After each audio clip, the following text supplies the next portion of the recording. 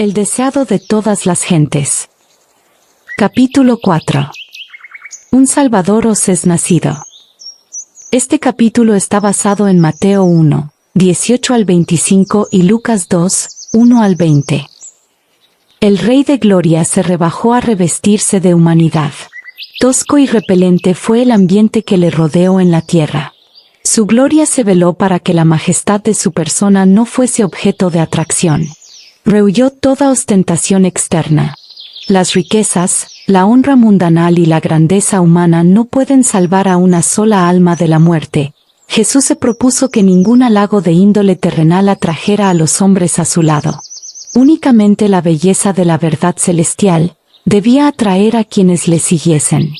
El carácter del Mesías había sido predicho desde mucho antes en la profecía, y él deseaba que los hombres le aceptasen por el testimonio de la palabra divina. Los ángeles se habían maravillado del glorioso plan de redención. Con atención miraban cómo el pueblo de Dios iba a recibir a su Hijo, revestido con el manto de la humanidad. Vinieron los ángeles a la tierra del pueblo elegido. Las otras naciones creían en fábulas y adoraban falsos dioses. Pero los ángeles fueron a la tierra donde la gloria de Dios se había revelado y había resplandecido la luz de la profecía. Vinieron sin ser vistos a Jerusalén, se acercaron a los que debían exponer los sagrados oráculos, a los ministros de la casa de Dios. Ya había sido anunciada al sacerdote Zacarías la proximidad de la venida de Cristo, mientras servía ante el altar. Ya había nacido el precursor, y su misión estaba corroborada por milagros y profecías. Habían cundido las nuevas de su nacimiento y del maravilloso significado de su misión. Y sin embargo, Jerusalén no se preparaba para dar la bienvenida a su Redentor.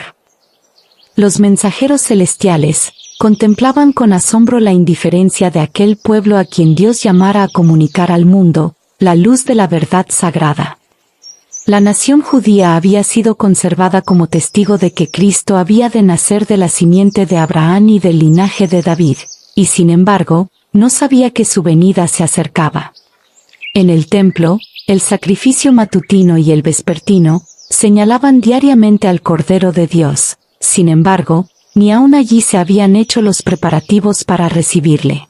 Los sacerdotes y maestros de la nación no sabían que estaba por acontecer el mayor suceso de los siglos. Repetían sus rezos sin sentido y ejecutaban los ritos del culto para ser vistos de los hombres, pero en su lucha para obtener riquezas y honra mundanal, no estaban preparados para la revelación del Mesías. Y la misma indiferencia reinaba en toda la tierra de Israel. Los corazones egoístas y amantes del mundo no se conmovían por el gozo que embargaba a todo el cielo. Solo unos pocos anhelaban ver al invisible. A los tales fue enviada la embajada celestial. Hubo ángeles que acompañaron a José y María en su viaje de Nazaret a la ciudad de David. El edicto de la Roma imperial para empadronar a los pueblos de sus vastos dominios alcanzó hasta los moradores de las colinas de Galilea. Como antaño Ciro fue llamado al trono del imperio universal para que libertase a los cautivos de Jehová, así también Augusto César hubo de cumplir el propósito de Dios de traer a la madre de Jesús a Belén. Ella era del linaje de David, y el hijo de David debía nacer en la ciudad de David. De Belén, había dicho el profeta, saldrá el que será Señor en Israel, cuya procedencia es uno desde el principio, desde los días de la eternidad.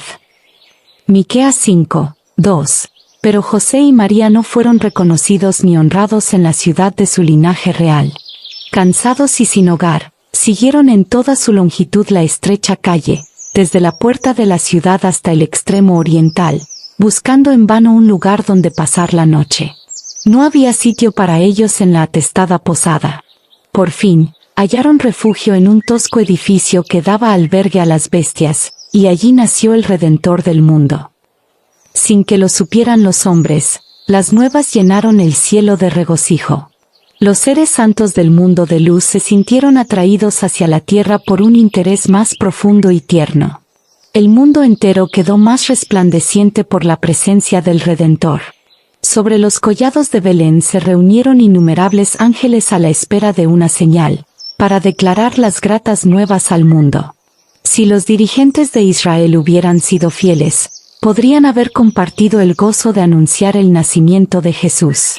Pero hubo que pasarlos por alto. Dios declaró: derramaré agua sobre el secadal, y ríos sobre la tierra árida. Resplandeció en las tinieblas luz a los rectos. Isaías 44, 3, Salmo 112, 4. Para los que busquen la luz, y la acepten con alegría, brillarán los esplendentes rayos del trono de Dios. En los campos donde el joven David apacentara sus rebaños, había todavía pastores que velaban. Durante las silenciosas horas de la noche, hablaban del Salvador prometido, y oraban por la venida del Rey al trono de David. Y he aquí el ángel del Señor vino sobre ellos, y la claridad de Dios los cercó de resplandor, y tuvieron gran temor. Mas el ángel les dijo: no temáis, porque aquí os doy nuevas de gran gozo, que será para todo el pueblo, que os ha nacido hoy, en la ciudad de David, un Salvador, que es Cristo el Señor. Al oír estas palabras, las mentes de los atentos pastores se llenaron de visiones gloriosas. El libertador había nacido en Israel. Con su llegada, se asociaban el poder, la exaltación, el triunfo.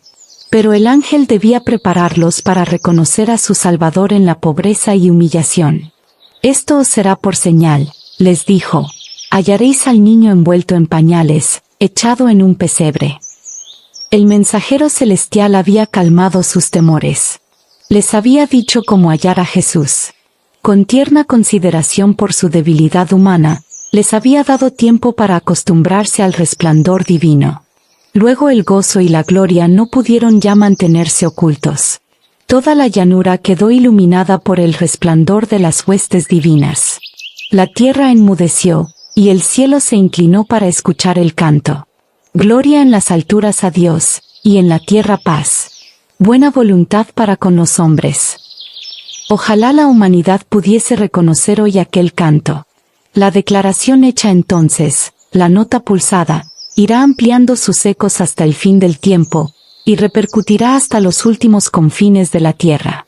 Cuando el sol de justicia salga, con sanidad en sus alas, aquel himno será repetido por la voz de una gran multitud, como la voz de muchas aguas, diciendo: Aleluya, porque reinó el Señor nuestro Dios Todopoderoso. Apocalipsis 19, 6. Al desaparecer los ángeles, la luz se disipó, y las tinieblas volvieron a invadir las colinas de Belén. Pero en la memoria de los pastores quedó el cuadro más resplandeciente que hayan contemplado los ojos humanos. Y aconteció que como los ángeles se fueron de ellos al cielo, los pastores dijeron los unos a los otros: pasemos pues hasta Belén, y veamos esto que ha sucedido, que el Señor nos ha manifestado. Y vinieron aprisa, y hallaron a María, y a José, y al niño acostado en el pesebre. Con gran gozo salieron y dieron a conocer cuanto habían visto y oído. Y todos los que oyeron, se maravillaban de lo que los pastores les decían. Pero María guardaba todas estas cosas, confiriéndolas en su corazón. Y se volvieron los pastores glorificando y alabando a Dios. El cielo y la tierra no están más alejados hoy que cuando los pastores oyeron el canto de los ángeles. La humanidad sigue hoy siendo objeto de la solicitud celestial tanto como cuando los hombres comunes, de ocupaciones ordinarias, se encontraban con los ángeles al mediodía, y hablaban con los mensajeros celestiales en las viñas y los campos. Mientras recorremos las sendas humildes de la vida, el cielo puede estar muy cerca de nosotros. Los ángeles de los atrios celestes acompañarán los pasos de aquellos que vayan y vengan a la orden de Dios. La historia de Belén es un tema inagotable. En ella se oculta la profundidad de las riquezas de la sabiduría y de la ciencia de Dios. Romanos 11, 33. Nos asombra el sacrificio realizado por el Salvador al trocar el trono del cielo por el pesebre, y la compañía de los ángeles que le adoraban por la de las bestias del establo. La presunción y el orgullo humanos quedan reprendidos en su presencia. Sin embargo, aquello no fue sino el comienzo de su maravillosa condescendencia.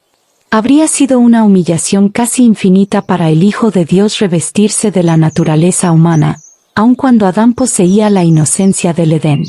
Pero Jesús aceptó la humanidad cuando la especie se hallaba debilitada por 4000 años de pecado. Como cualquier hijo de Adán, aceptó los efectos de la gran ley de la herencia. Y la historia de sus antepasados terrenales demuestra cuáles eran aquellos efectos. Pero Él vino con una herencia tal para compartir nuestras penas y tentaciones, y darnos el ejemplo de una vida sin pecado. En el cielo, Satanás había odiado a Cristo por la posición que ocupara en las cortes de Dios. Le odió aún más cuando se vio destronado. Odiaba a aquel que se había comprometido a redimir a una raza de pecadores. Sin embargo, a ese mundo donde Satanás pretendía dominar, permitió Dios que bajase su Hijo, como niño impotente, sujeto a la debilidad humana. Le dejó arrostrar los peligros de la vida en común con toda alma humana, pelear la batalla como la debe pelear cada hijo de la familia humana, aun a riesgo de sufrir la derrota y la pérdida eterna. El corazón del Padre humano se conmueve por su Hijo. Mientras mira el semblante de su hijito, tiembla al pensar en los peligros de la vida. Anhela escudarlo del poder de Satanás, evitarle las tentaciones y los conflictos. Mas Dios entregó a su Hijo unigénito para que hiciese frente a un conflicto más acerbo y a un riesgo más espantoso, a fin de que la senda de la vida fuese asegurada para nuestros pequeñuelos. En esto consiste el amor. Maravillaos, oh cielos. Asómbrate, oh tierra.